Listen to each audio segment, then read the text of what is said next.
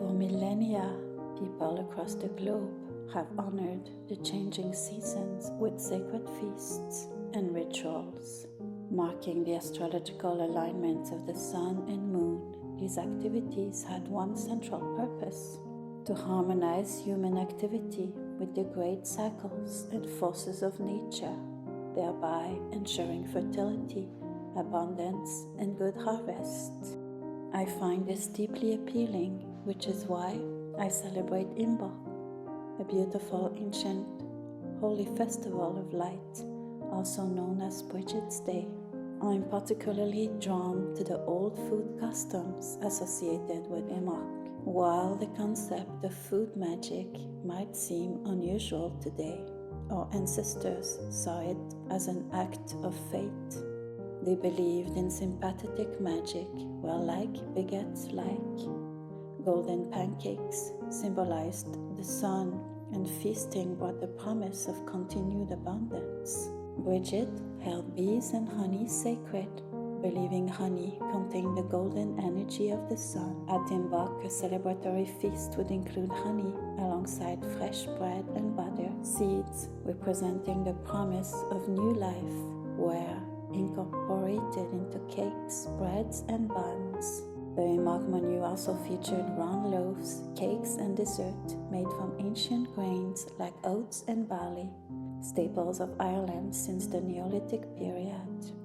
These baked goods often showcased symbolic ingredients like butter, milk, and eggs. In Ireland, the Polnach bread, and in Scotland, the bannock of bread was a special unleavened oat cake offered to Brigid on Imbolc Eve. This offering sought her blessings for fertility, prosperity, and good health. Farmers would also eat bannocks in their fields and cast pieces over their shoulders as a gesture of honor to Brigid and to nourish the land herself. To ensure a plentiful supply of flour throughout the year, people would often save the last piece of the Imbolc cake. Additionally, it was believed that serving the cake generously with butter to guests, without them having to ask for more butter, would ward off bad luck and negative omens. Historically, women would dress in white to honor the bride of the new year and gather at sundown to light bonfires. These fires cleansed the fields, symbolically burning away the old year and inviting the sun's life-giving energy to return. Brigid, as the goddess of smithscraft, poetry, and inspiration, was also associated with fire, representing inner sight and illumination. When returning home, women would practice fire divination, light hearts, and place candles in windows to guide Brigid to their homes. Gifts of food were offered to the goddess before the Imbolc feast. I love the idea that these rituals of cleaning, cooking, crafting, and fire lighting were once considered integral to the well-being of our community and to nature herself. Today, we've come to see such thinking as superstitious. After all, baking a cake and lighting a ceremonial candle isn't going to casually affect the coming harvests. But still, as irrational as it is, something about these ancient customs speaks to me, a sense of reconnecting with something very old and sacred.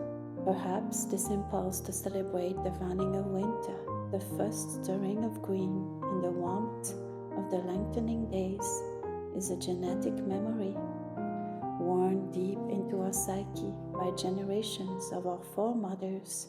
Is the fate that our intentions matter. By ceremonially cleansing our homes, preparing special foods, and lighting candles, we can create an energy of blessing for ourselves, each other, and our communities. I don't know exactly why I believe it, but I do.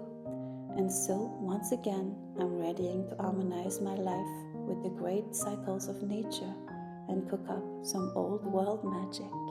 And I know that by doing so, I'll feel as if I mysteriously accomplished something important.